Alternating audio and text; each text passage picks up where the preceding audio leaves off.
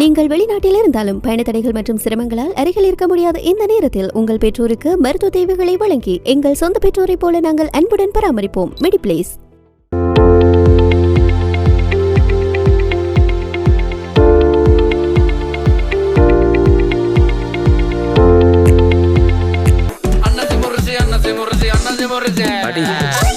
நீ இப்படி உட்காந்துக்கிறது பார்க்குறப்ப கேவலமா இருக்கு. வணக்கம். மீண்டும் மற்றும் ஒரு ராஜ்யம் நிகழ்ச்சியினூடாக சந்தித்திருக்கின்றோம்.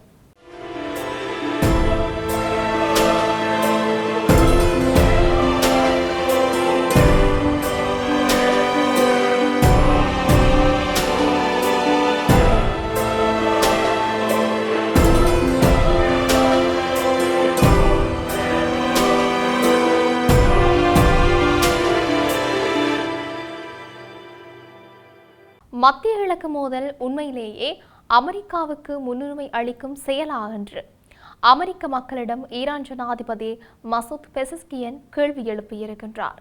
அத்துடன் இஸ்ரேலில் ஒரு பினாமியாக அமெரிக்கா போரில் நுழைவதாக அவர் குற்றம் சாட்டியும் இருக்கின்றார். அமெரிக்க மக்களுக்கு புதன்கிழமை பிற்பகல் எக்ஸ் தளத்தில் ஈரான் ஜனாதிபதி மசூத் பெசஸ்கியன் எழுதிய கடிதத்தில் இதனை குறிப்பிட்டிருக்கின்றார். பெசஸ்கியன் தனது கடிதத்தில் அமெரிக்கா போர்க்குற்றங்களில் ஈடுபடுவதாகவும் இஸ்ரேலால் தூண்டப்படுவதாகவும் அவர் குற்றம் சாட்டியும் இருக்கின்றார். அமெரிக்கா, ஐரோப்பா அல்லது அண்டை நாடுகளின் மக்கள் உட்பட மற்ற நாடுகளின் மீது ஈரானிய மக்களுக்கு எந்த விரோதமும் இல்லை என்று அவர் கூறியிருக்கின்றார். பல்வேறு காலகட்டங்களில் வரலாற்று மற்றும் புவியியல் ரீதியான சாதகங்கள் இருந்த போதிலும் ஈரான் தனது நவீன வரலாற்றில் ஒருபோதும் ஆக்கிரமிப்பு, விரிவாக்கம், காலனித்துவம் அல்லது ஆதிக்கம் செலுத்தும் பாதையை தேர்ந்தெடுக்கவில்லை என்று அவர் வலியுறுத்தியிருக்கின்றார். ஆக்கிரமிப்பு, படையெடுப்பு மற்றும் உலக வல்லரசுகளின் தொடர்ச்சியான அழுத்தங்களை தாங்கிய பின்னரும் மற்றும் அதன் பல அண்டை நாடுகளை விட இராணுவ மேலாதிக்கம் பெற்றிருந்த போதிலும் ஈரான் ஒருபோதும் போரை தொடங்கியதில்லை. ஆயினும் தன்னை தாக்கியவர்களை அது உறுதியுடனும் துணிச்சலுடனும் முறியடித்திருக்கின்றது.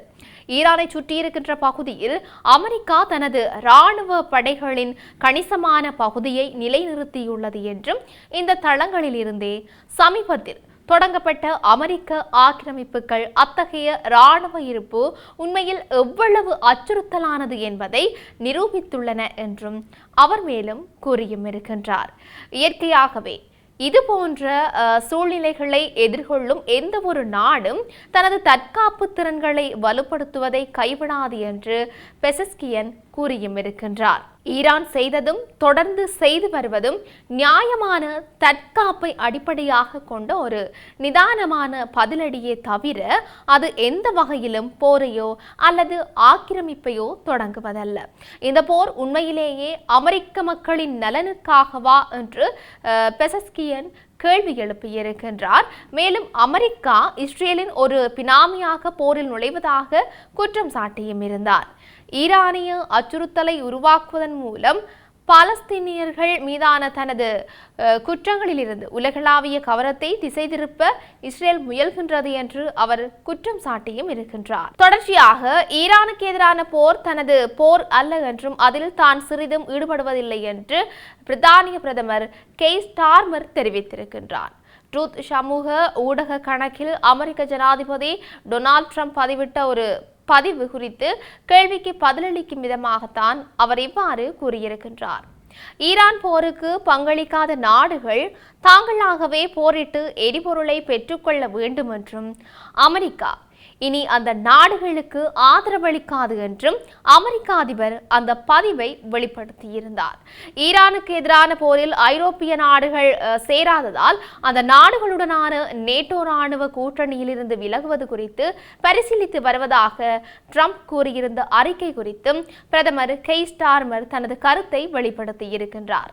இந்த நிலையில் பிரித்தானிய பிரதமர் கருத்து தெரிவிக்கையில் இது நமது போர் அல்ல, அதேபோல மத்திய கிழக்கில் நடக்கும் இந்த போர் நமது தேசிய நலனுக்கு உகந்தது அல்ல என்பதால் பிரித்தானியா இதில் ஈடுபடாது. பிரித்தானியாவில் வாழ்க்கை செலவை குறைக்க நாம் செய்யக்கூடிய மிகவும் பயனுள்ள வழி மத்திய கிழக்கில் பதற்றத்தை தணிப்பதற்கும் எரிசக்திக்கு மிகவும் இன்றியமையாத பாதையான ஹார்முஸ் ஜலசந்தியை மீண்டும் திறப்பதற்கும் அழுத்தம் கொடுப்பதே ஆகும். தொடர்ந்து நடைபெற்று வரும் ராஜதந்திர முயற்சிகளை வரவேற்கின்றோம். அதற்காக எங்களுக்கு கிடைக்கக்கூடிய ஒவ்வொரு ராஜதந்திர வழியையும் நாங்கள் ஆராய்ந்து வருகின்றோம். இந்த வாரத்தின் பிற்பகுதியில் வெளியுறவு செயலாளர் ஜுவட் கூப்பர் முதன்முறையாக மத்திய கிழக்கில் போரில் ஈடுபடும் நாடுகளை ஒன்றிணைக்கும் ஒரு கூட்டத்திற்கு தலைமை தாங்குவார் என்பதை இன்று நான் அறிவிக்கின்றேன். அந்த கூட்டத்தில் கப்பல் போக்குவரத்தின் சீரான நிலைமையை மீட்டெடுக்கவும், சிக்கியிருக்கின்ற கப்பல்கள் மற்றும் மாலுமிகளின் பாதுகாப்பிற்கு உத்தரவாதம் அளிக்கவும், அத்தியாவசிய பொருட்களின் போக்குவரத்தை மீண்டும் தொடங்கவும் தேவையான அனைத்து ராஜதந்திர மற்றும் அரசியல் நடவடிக்கைகளை மதிப்பீடு செய்வோம். வளைகுடா முழுவதும் கடல்சார் பாதுகாப்பிற்காக ஒன்றாக செயல்படும் நமது நோக்கத்திற்காக பிரித்தானியா இப்போது 35 நாடுகளை ஒன்றிணைத்திருக்கின்றது. விலைவாசி உயர்வை கட்டுப்படுத்த இன்று என்ன நடவடிக்கை எடுக்கப்பட்டுள்ளது என்று பாருங்கள். பட்ஜெட்டில் நாம் எடுத்த நடவடிக்கையின் காரணமாக இன்று நமது எரிபொருள் கட்டணங்கள் குறைக்கப்படும். ஈரானில் என்ன நடந்தாலும் இந்த விலை இப்போது ஜூலை வரை நிலையாக இருக்கும் என்றும் தெரிவித்திருக்கின்றார். இப்படி இருக்க கிழக்கு உக்ரைனின் முக்கிய தொழில் மண்டலமான லுகான்ஸ்க் பிராந்தியத்தை தங்கள் படைகள் முழுமையாக கைப்பற்றிவிட்டதாக ரஷ்யா புதன்கிழமை அதிகாரப்பூர்வமாக அறிவித்தது. கடந்த 2022 உக்ரைன் மீது போர் தொடங்கிய காலத்திலிருந்தே இந்த பிராந்தியத்தின் பெரும்பான்மை நிலப்பரப்பு ரஷ்யாவின் கட்டுப்பாட்டில் இருந்து வந்த நிலையில் எஞ்சியிருந்த சிறு பகுதிகளையும் தற்போது தங்கள் இராணுவம் மீட்டிருக்கிறதாக ரஷ்யா தெரிவித்திருக்கின்றது. இது தவிர ஷபோரிஷ பகுதியில் உள்ள சில கிராமங்களையும் ரஷ்ய படைகள் தங்கள் வசப்படுத்தியிருக்கிறதாக தெரிவிக்கப்பட்டிருக்கின்றது.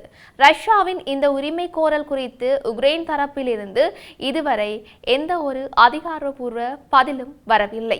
இதனிடையே போரின் தீவிரத்தை கட்டுப்படுத்த வேண்டுமெனில் டொனெட்ஸ்க் பிராந்தியத்தில் உக்ரைன் கட்டுப்பாட்டில் இருக்கின்ற பகுதிகளில் இருந்து அந்த நாட்டு படைகள் உடனடியாக வெளியேற வேண்டும் என்று ரஷ்யா மீண்டும் வலியுறுத்தி இருக்கின்றது. எனினும் ரஷ்யாவின் இந்த கோரிக்கையை உக்ரைன் தொடர்ந்து நிராகரித்து வருகின்றது. தொடர்ச்சியாக உக்ரைனுக்கு வழங்கப்படும் ஆயுத விநியோகத்தை நிறுத்தப் போவதாக அமெரிக்க ஜனாதிபதி டொனால்ட் ட்ரம்ப் எச்சரித்திருக்கின்றார். ஹார்முஸ் நீரிணையை மீண்டும் திறப்பதற்கான சர்வதேச கூட்டணியில் இணையுமாறு ஐரோப்பிய நட்பு நாடுகளுக்கு அழுத்தம் கொடுப்பதற்காக அவர் இந்த அறிவிப்பை வெளியிட்டும் இருக்கின்றார்.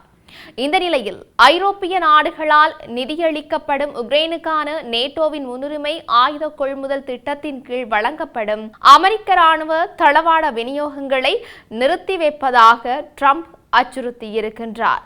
ஈரான் மீதான போரினால் மூடப்பட்டிருக்கின்ற ஹார்முஸ் நீரிணையை திறக்க ஐரோப்பிய நாடுகள் தங்களது கடற்படைகளை அனுப்ப மறுத்ததே ட்ரம்பின் இந்த முடிவுக்கு காரணம் என்று தெரிவிக்கப்படுகின்றது. இதற்கிடையே அமெரிக்க வெளியுறவுத்துறை செயலாளர் மார்க்கோ ரூபியோ நேட்டோ நட்பு நாடுகளின் போக்கு மிக ஏமாற்றம் அளிப்பதாக தெரிவித்திருக்கின்றார். குறிப்பாக ஸ்பெயின் மற்றும் இத்தாலி போன்ற நாடுகள் ஈரான் மீதான போருக்கு தங்களது வான் பரப்பையும் இராணுவ தளங்களையும் பயன்படுத்த அனுமதி மறுத்ததை அவர் கடுமையாக விமர்சித்திருக்கின்றார்.